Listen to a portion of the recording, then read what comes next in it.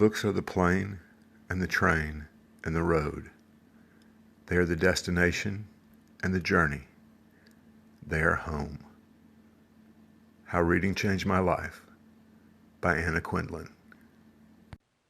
We all know that books have a unique ability to transport us places we otherwise would never be able to go.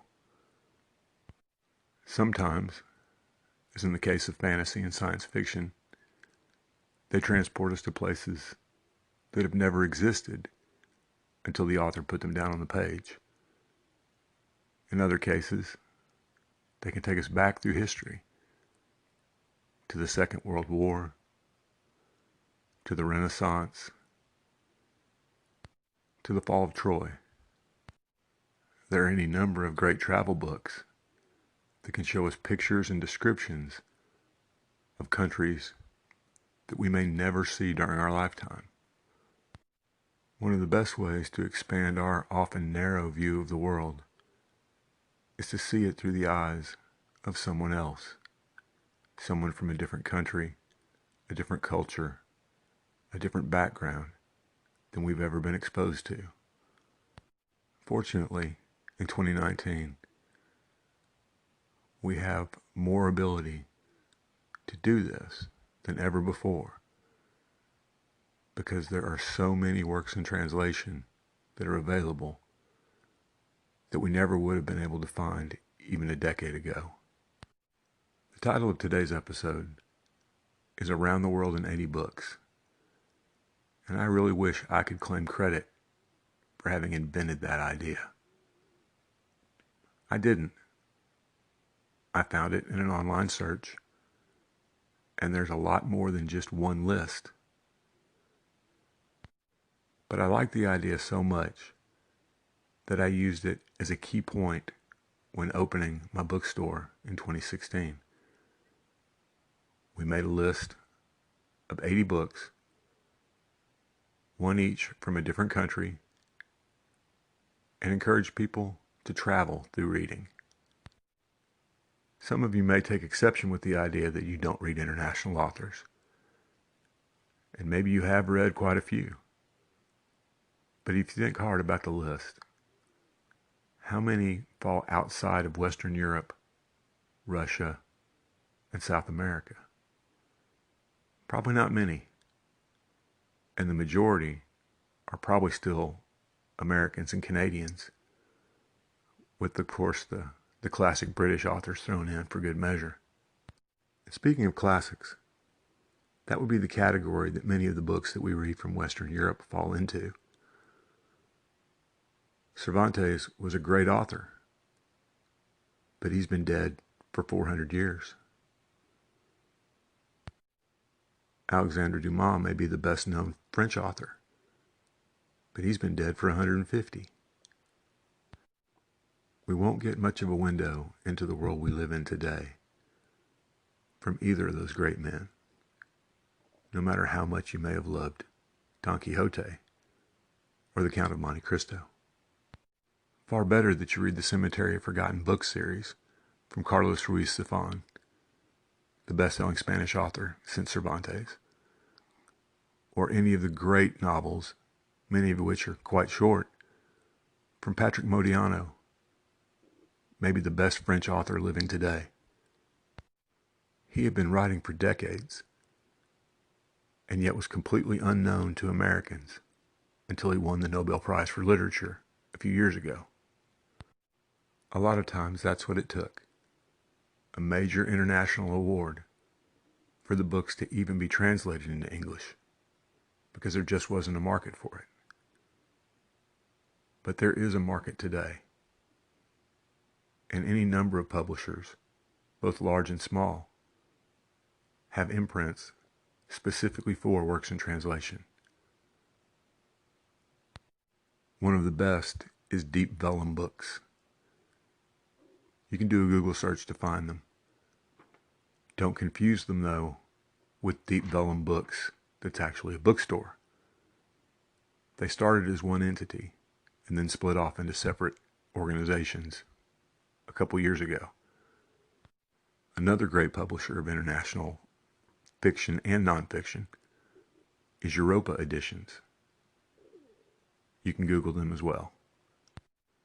And while there's nothing wrong with choosing Tolstoy as a Russian author to read, or Jane Austen as a British author, it's also good to mix it up some with more contemporary authors from countries that you never would have thought of. Two of my favorites from recent years are Severina by Rodrigo Rey Rosa from Guatemala, and The Curious Case of Dasukin's Trousers by Faoud Laroussi from Morocco. I probably mangled his name, but you get the point. So what exactly is the Around the World in 80 Books challenge? Well, quite simply, it's to come up with your own list of 80 books from 80 different countries and start reading them. I could give you suggestions like My Name is Red from Turkey, or Norwegian Wood from Japan. But part of the fun of the exercise is looking up books on your own, finding ones that speak to you rather than having something assigned to you. Any Google search of books in translation, or books from Algeria, or best foreign authors will give you a good place to start. Make yourself a list with the title, the author, and the country, and travel it in whatever order you want to. If you've never read Gabriel Garcia Marquez's 100 Years of Solitude, but you've always wanted to, make that your choice from Colombia. If you have read it, find a different author. Be aware, however, that many international authors, particularly in South America, are far more political than even our authors have become in the few years since the 2016 election. But that can be a very good thing as well, and can help with expanding the worldview that I talked about earlier. For example, you can read any number of textbooks about the Spanish Civil War, but you won't get the feel for it that you would get from reading Zaffan's novels.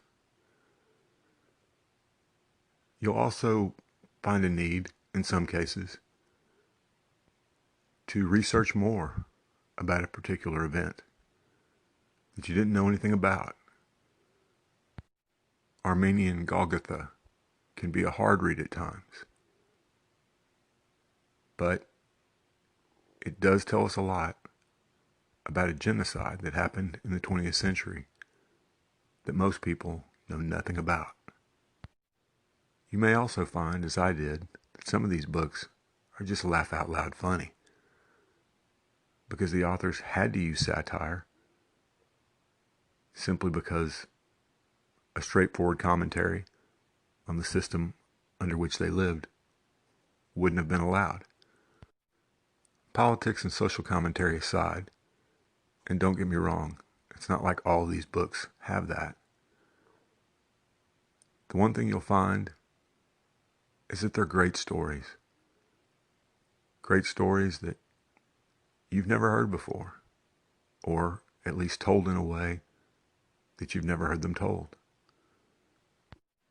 And in a time when xenophobia seems to be running rampant across the world, these books can help you get to know someone that you might not otherwise know, and maybe have a different view of the things you're seeing in the news.